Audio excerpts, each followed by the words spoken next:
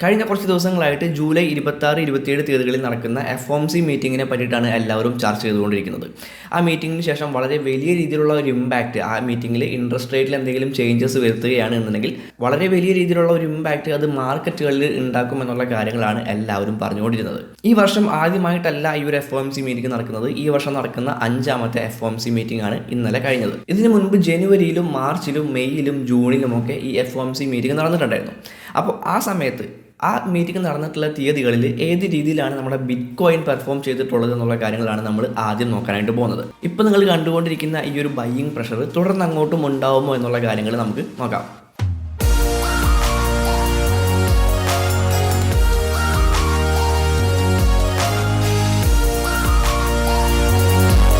Okay, നമ്മളിപ്പോൾ നിൽക്കുന്നത് board of governor's of the federal reserve സിസ്റ്റത്തിൻ്റെ വെബ്സൈറ്റിലാണ്.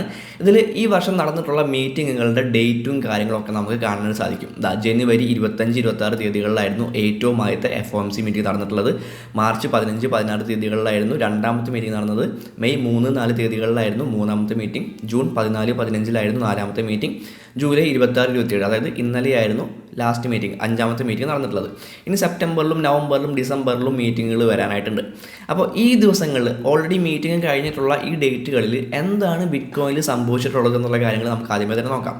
ഓക്കെ, ജനുവരി 25-26 തീയതികളിൽ ഈ മീറ്റിംഗ് കഴിഞ്ഞപ്പോൾ ജനുവരിയിൽ എന്താണ് ഈ തീയതികളിൽ ബിറ്റ് കോയിനിൽ നടന്നിട്ടുള്ളത് എന്നുള്ള കാര്യങ്ങൾ നമുക്ക് നോക്കാം. ഓക്കെ, ഞാൻ ഈ ഏരോ ഇട്ടിട്ടുള്ളതാണ് ഈ 25-26 തീയതി, അതായത് ജനുവരി 25-26 FOMC മീറ്റിംഗ് നടന്നിട്ടുള്ള തീയതിയിൽ ബിറ്റ് കോയിനിൽ സംഭവിച്ചിട്ടുള്ള ഒരു പ്രൈസ് മൂവ്മെൻ്റ് ആണ് നിങ്ങളിവിടെ കാണുന്നത്. ഈ രീതിയിൽ അത്യാവശ്യം ബുള്ളിഷ് ആയിട്ടുള്ള ഒരു മൂവ്മെൻറ്റ് തന്നെ ബിറ്റ് കോയിനിൽ സംഭവിച്ചിട്ടുണ്ട്.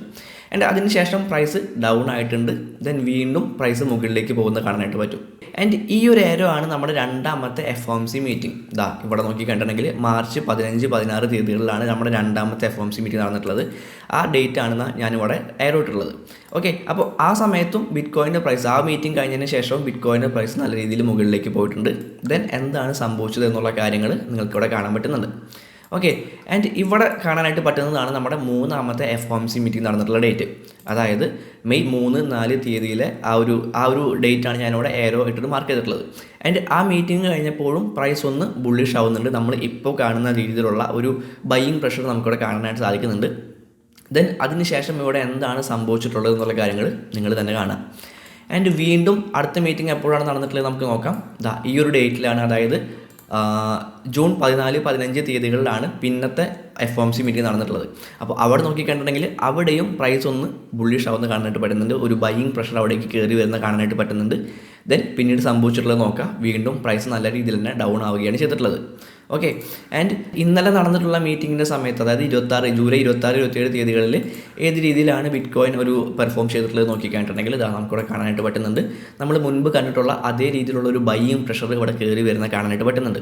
സോ മുൻ ദിവസങ്ങളിൽ സംഭവിച്ച അല്ലെങ്കിൽ മുൻ മാസങ്ങളിൽ സംഭവിച്ചിട്ടുള്ള അതേ കാര്യം തന്നെ ഇവിടെയും റിപ്പീറ്റ് ചെയ്യുകയാണ് എന്നുണ്ടെങ്കിൽ എന്താണ് നമുക്ക് പ്രതീക്ഷിക്കാനായിട്ട് സാധിക്കുക?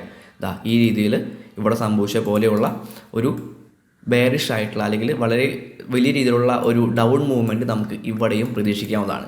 സോ ഇതൊരു ട്രാപ്പായിട്ട് വേണമെങ്കിൽ നമുക്ക് എടുക്കാനായിട്ട് പറ്റും. ഇപ്പോഴുള്ള ഈ ഒരു പ്രൈസ് മൂവ്മെൻറ്റ് ഒരു ട്രാപ്പായിട്ട് വേണമെങ്കിൽ എടുക്കാനായിട്ട് പറ്റും. ഒരു ബുൾ ട്രാപ്പായിട്ട് വേണമെങ്കിൽ എടുക്കാനായിട്ട് പറ്റും. ബൈയിങ് പ്രഷർ നല്ല രീതിയിൽ കയറുന്നത് കാണുമ്പോൾ ഒരുപാട് പേര് അവിടെ ഒരു ലോങ് പൊസിഷൻ എടുക്കാനായിട്ട് സാധ്യതയുണ്ട്. സോ അവരുടെ എല്ലാം തന്നെ long positions stop loss hit ചെയ്യാനോ അല്ലെങ്കിൽ ലിക്വിഡേറ്റ് ആവാനോ സാധ്യത നമുക്കിവിടെ കാണാനായിട്ട് പറ്റുന്നുണ്ട്.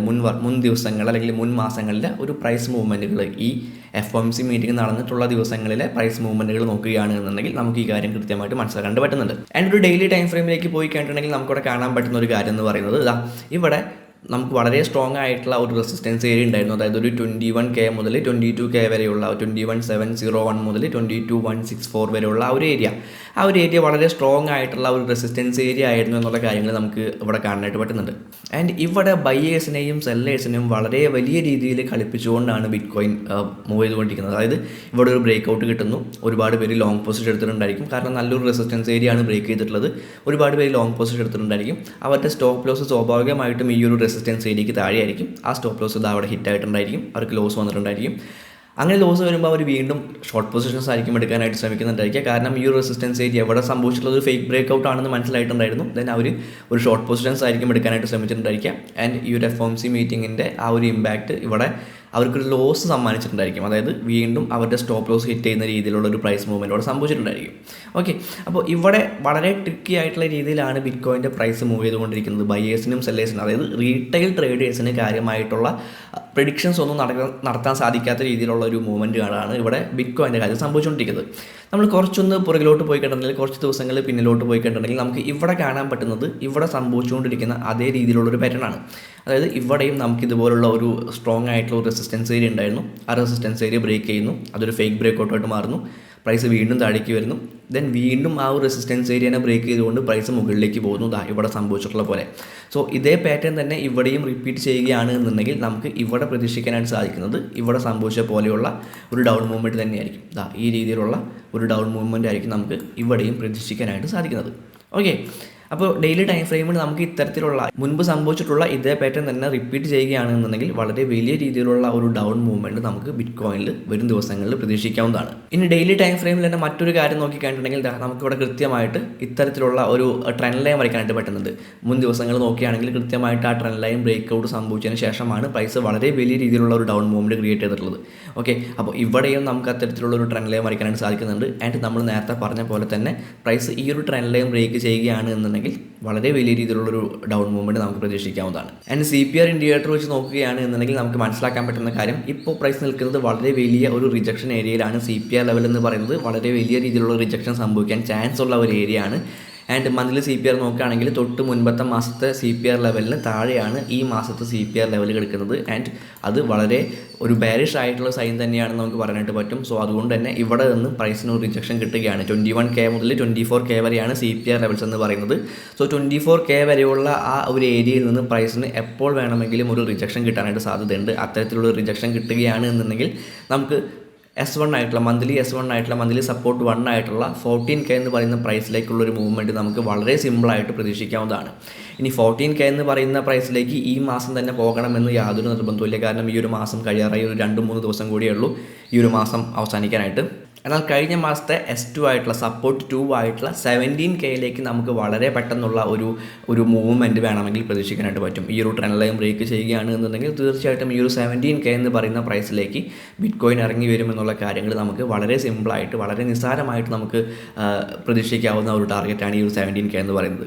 ഓക്കെ, വളരെ സിമ്പിളായിട്ടുള്ള കുറച്ച് കാര്യങ്ങളാണ് നമ്മൾ ഇന്നത്തെ ഈ ഒരു വീഡിയോയിൽ നോക്കിയിട്ടുള്ളത്. കഴിഞ്ഞ ദിവസങ്ങളിലെ പ്രൈസ് ആക്ഷനും കാര്യങ്ങളൊക്കെ നോക്കുമ്പോൾ ഏതെങ്കിലും ചാർട്ട് പാറ്റേൺസ് റിപ്പീറ്റഡ് ആയിട്ട് വരുന്നുണ്ടോ, അല്ലെങ്കിൽ ഏത് രീതിയിലാണ് ആ സമയങ്ങളിൽ ബിറ്റ് കോയിൻ്റെ പ്രൈസ് പെർഫോം ചെയ്തിട്ടുള്ള തുടങ്ങിയ കാര്യങ്ങൾ വെച്ചുകൊണ്ടുള്ള ഒരു അനാലിസിസും കാര്യങ്ങളൊക്കെയാണ് നമ്മൾ ഇന്നത്തെ ഈ ഒരു വീഡിയോയിൽ നോക്കിയിട്ടുള്ളത്.